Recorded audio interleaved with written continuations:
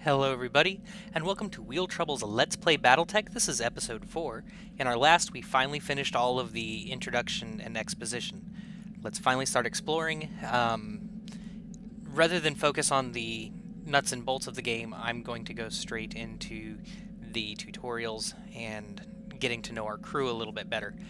From there, we can see things as we go along. It's not really important to get too far into the mechanics.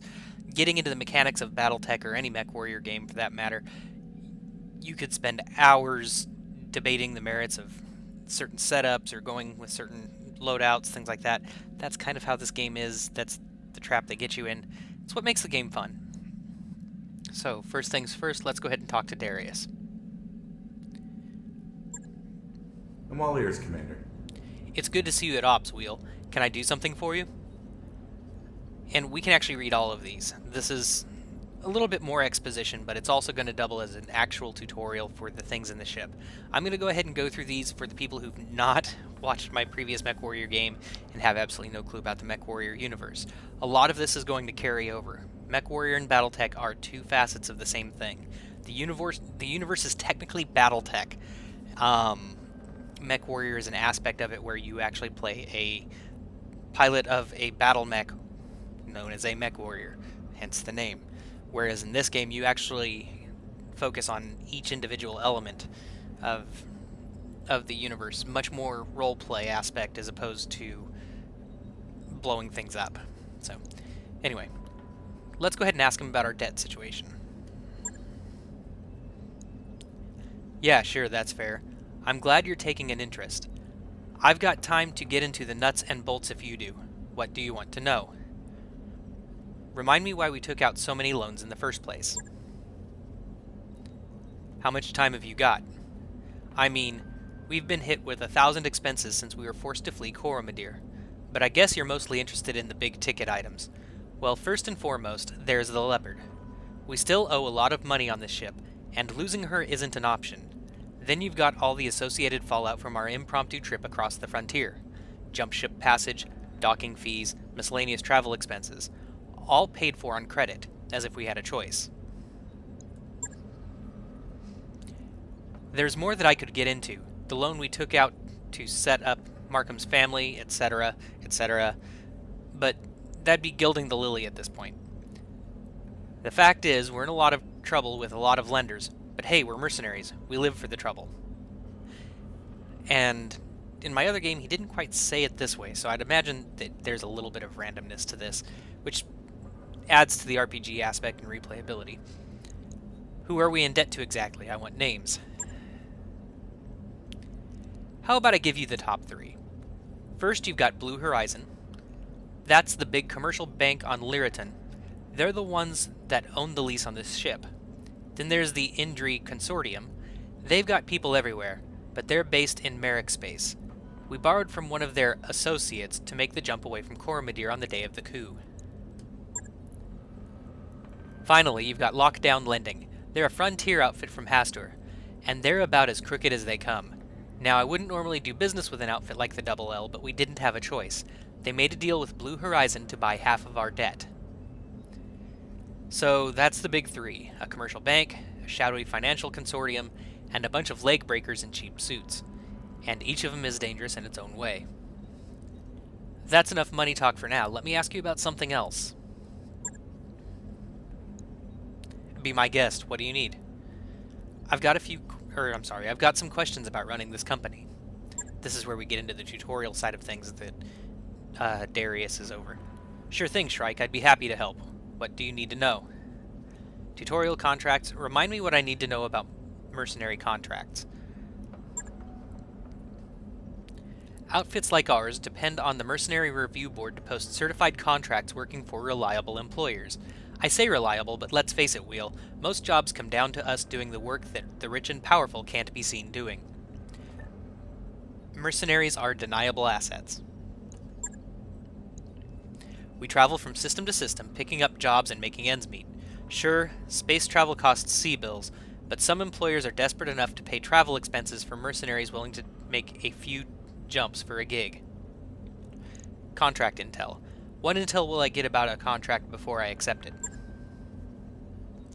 Most employers will give us enough info to understand who we're fighting and why. Some are cagier than others, but by and large, they want us to succeed. Because of this, we generally get enough intel to get the job done. It isn't a perfect system, but it works well enough. There are a few key things to look for in a contract. First, you need to understand what type of mission it is. Next, you should take account of the climate conditions in the area of operation. Finally, it's important to know the expected strength of the opposing force, or OPFOR. Vital even. Now, OPFOR is a word we're going to come across a lot. I'm not used to it myself, so just try to remember it as best you can. Tell me about the type of missions we may be offered. In my experience, most contracts come down to one or more of a few basic ideas: blowing something up, taking someone down, keeping something safe, or making a mess with heavy ordnance. There will be variations here and there, sure, but for the most part, our jobs are going to fit one of those categories. Giant bipedal weapons platforms aren't exactly known for their subtlety. Tell me about climate conditions. If you're not watching the climate conditions, you're not in full command of the battlefield. In most environments, you've got to watch your mech warriors' weapons, fire, and jump jet use so they don't overheat their battle mechs. Badlands and deserts make your mechs run hotter, so you're going to want to pay careful attention when you're fighting there. Low atmosphere and non-terraformed planets are worse. You'd be wise to swap out some energy weapons for ballistic weapons in those environments, or pack some extra heat sinks. But the vacuum of lunar environments is the worst. It's counterintuitive, I know. Space is cold, right? But no atmosphere means basically no heat dispersion, and you're sitting on top of a giant fusion reactor. Use your jump jets sparingly, or you'll be shut down in no time. All that being said, frozen environments are like heaven for our mech warriors. The heat from weapons fire and jump jets dissipates at a much greater rate, and you'll have the maximum options on the battlefield. Tell me about mission difficulty. It's important to have an idea of what you'll be up against once your lance hits the ground. Unfortunately, mercenaries are often on the ass end of mission intel, and the most we'll usually get is a rating of the enemy's overall strength. At best, a mission's difficulty rating will give us an idea of our post-mission repair bills and med bay time, or a signal that we should avoid the mission altogether until we can bring bigger guns. As a general rule, we should field the heaviest mechs we can on a given mission. Bigger isn't always better, though. Speed and mobility are important on escort and other missions where flexibility is as valuable as firepower. I'll try and give you a heads up when we're offered missions like that. Let's go back a second. Can I withdraw from a contract? I probably should have read that little blurb, I'm sorry. Other games I'm not used to the text menu actually mattering, and in this they actually made the text matter, which I appreciate. I'm just not used to it. Absolutely. That's the great thing about being a merc. It isn't our fight. We're here to make money, not die for a cause. You can back out of a contract negotiation at any time with no harm done. But once we deploy onto a battlefield, it gets a little trickier. If things start going sideways during a mission, you can still withdraw to save on repair bills and medbay time, but it may still cost us. If we withdraw before achieving any objectives and destroying at least one enemy, the Mercenary Review Board will rule it a bad faith withdrawal. Not only will we not get paid, but we won't get any battlefield salvage either. Plus our reputation will suffer, both with our employer and with the MRB. Now, if we withdraw after achieving an objective and destroying at least one enemy, then the board will rule it a good faith withdrawal. Our pay will still be reduced, but our reputation won't take a hit, and that's important in our business. One last thing on this subject. If one of your mechs is getting banged up bad, and it looks like a mech warrior might not make it out alive, you can order them to eject during combat. Sumair will fly suborbital and recover them, and will scoop up their mech after the mission. Tell me about reputation. Our mercenary outfit's reputation determines the quality of the contracts we're offered. the quality of the mech warriors willing to hire on with us, and the deals we get on weapons, mechs, and equipment in local stores. Most employers won't offer us the really juicy contracts until we've proven ourselves over time. But once our rep is solid, we'll get access to some high-paying gigs with opportunities for some serious battlefield salvage. Why is salvage so important? If C-bills are like blood, salvage is like food for a mercenary company. Or something like that. I don't really do analogies. Let's just leave it at salvage is good, and here's why. Salvage lets you replace components you've lost, or upgrade your mechs to better suit your combat tactics, and if you don't end up needing the salvage you get, you can always sell it off at the nearest store. Salvage rights are a time-honored tradition in the mercenary trade, and figuring out who gets what at the end of an engagement is a vital part of our business. In addition to C-bills, most contracts will offer salvage, reflected as a ratio like 20-10. The first number represents how many priority salvage items we get to hand-pick after the battle. The second number is the total amount of salvage we'll get, subject to the whims of our employer. You can negotiate salvage rights for every mission you accept, so keep that in mind. The more salvage you get, though, the less pay. Obvious reasons. How do I negotiate a contract? Mercenary contract negotiation is pretty straightforward out here in the periphery. It's all based on the golden triangle: C-bills, salvage, and reputation. C-bills are the coin of the realm, so to speak. We use C-bills to pay for travel expenses, upkeep our ship, salaries for our crew, and repair or refit on our mechs. C-bills keep us flying. Salvage is part of our take too. The more salvage we take off the battlefield, the fewer C-bills are deposited into our account. The fewer C-bills we ask for, the more salvage we can get. Now, you may want to take less money and less salvage in order to increase our reputation with the party offering the contract. Yeah, it'll cost us now, but the investment could really pay off later down the road.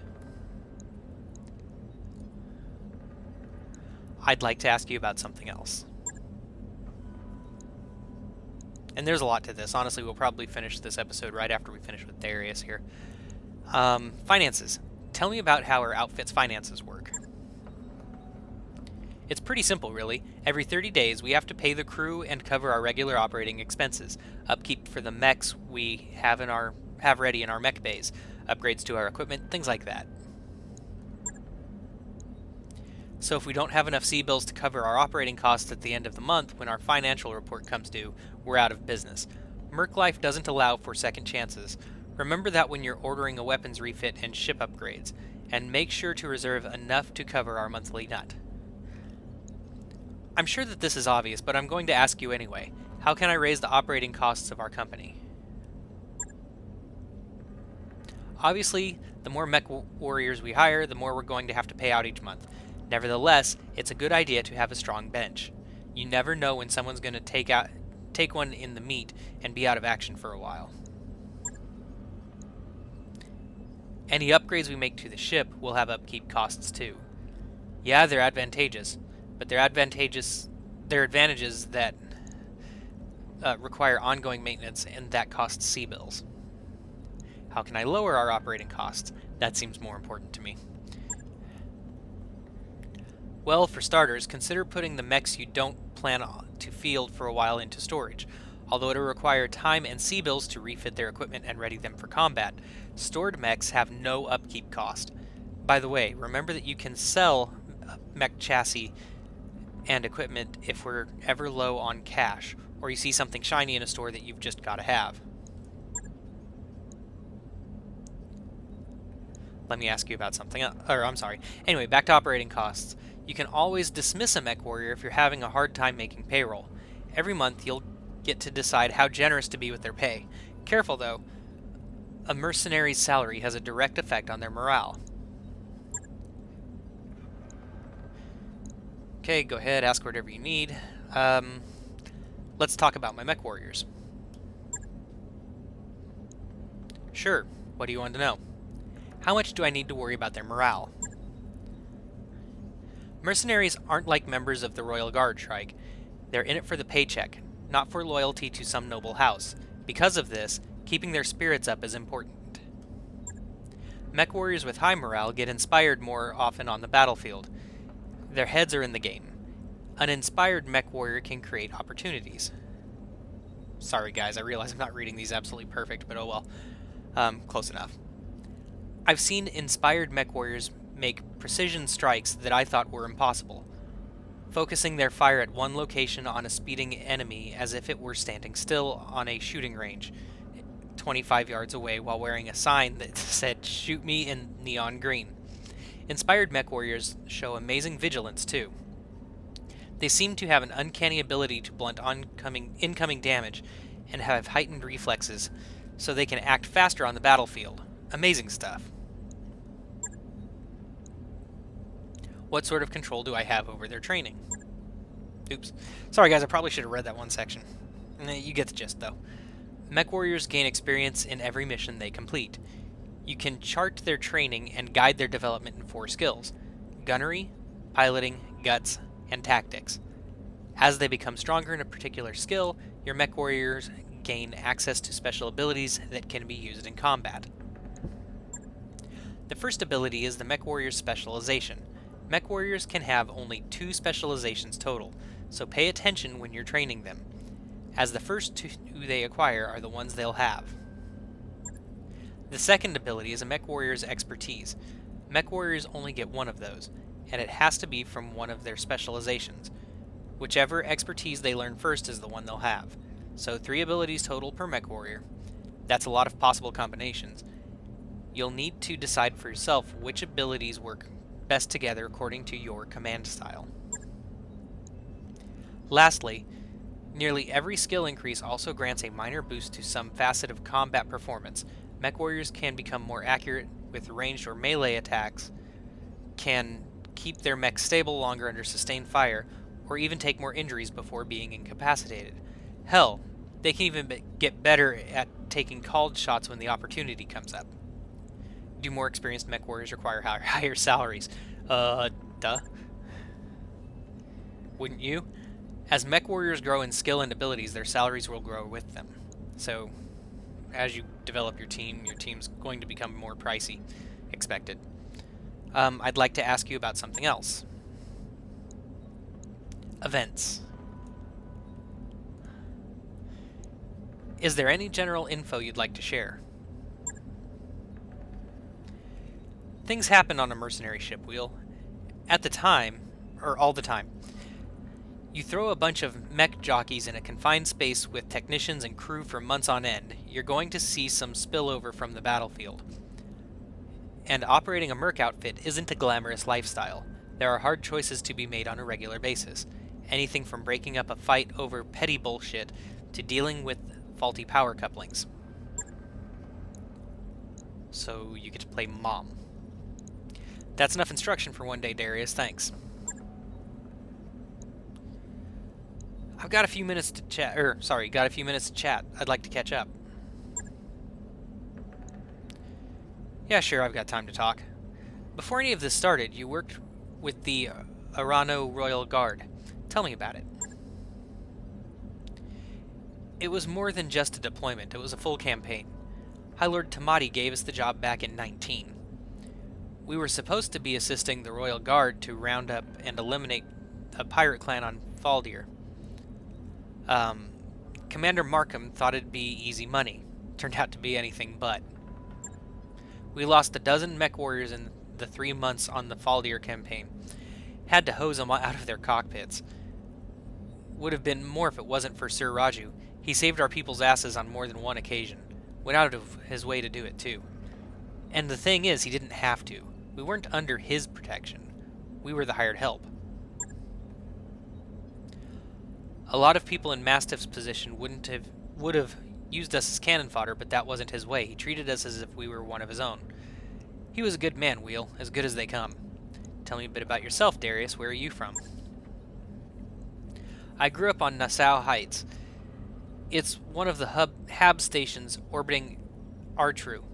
30 decks of economic stratification, with the corporate suits on the upper decks and everyone crammed into the lower ones. My old man was a dockhand. We lived on deck 28, 2 levels up from the bottom, with the other station maintenance personnel. 12 hours a day, 6 days a week, my dad would load and unload cargo shuttles. vacuum-sealed Quillar, and nutrient paste for people like us, and luxury goods for the suits upstairs. The old man must have unloaded 1,000 cases of Casaldan eel roe, plump, succulent eggs the size of melon balls. Never got to taste any, though. Any one of those tins would have cost him cost him half a year's wages. Anyway, Wheel, I don't want to saddle you with my life story. Suffice it to say that I got an eyeful of what I didn't want to be on Nassau Heights, and I did what I had to do to change my circumstances. By the age of 16, I struck out on my own. I left that station with a handful of skills and an enormous web of contacts and a rucksack full of that expensive caviar. Once I made it off Nassau Heights, I never, ever looked back. I'd like to talk about something else. And gotta run. So that finishes up Darius. Catch you later, Commander. So we've gotten to meet him. Next time we're going to check out the barracks and actually meet our mech warriors. Then from there we get to take a look at the mech bay, and then we will talk to Samire, our navigator. And just a little tidbit before we go. This is kind of a funny little thing here. We can redo the paint scheme on our mech. I probably will, to more reflect Wheel Trouble's OC character thing. We got financial review, which I don't ever really look at. Faction reputation. I guess I could care more about that, but I don't. But the big thing that I want to point out is right over in this area right here on the left. A pet bed and what looks like a dog bowl. I don't see any dogs. We're awfully close to the rim, and we're poor. Just saying. Anyway, I'm going to leave it there. See you guys in episode 5 as we get to talk to the crew a little bit more. Wheel Trouble out.